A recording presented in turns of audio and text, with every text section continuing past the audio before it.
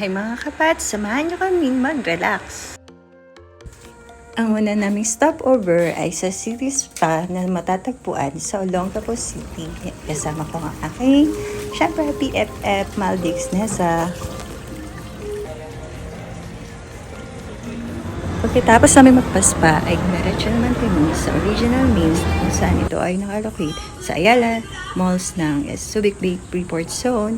Napakaganda po kasi ng kanilang service dito. Medyo pricey nga lang.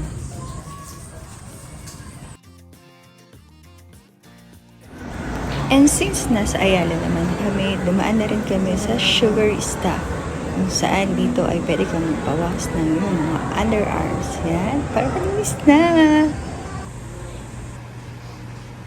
Dahil katabi lang ang Watson, yan, nag-shopping na rin ako.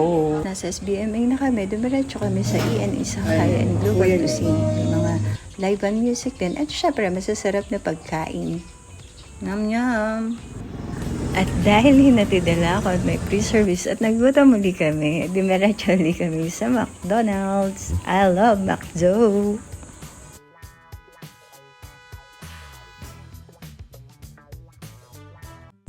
Salamat sa inyo, sa pagpapaalala sa amin.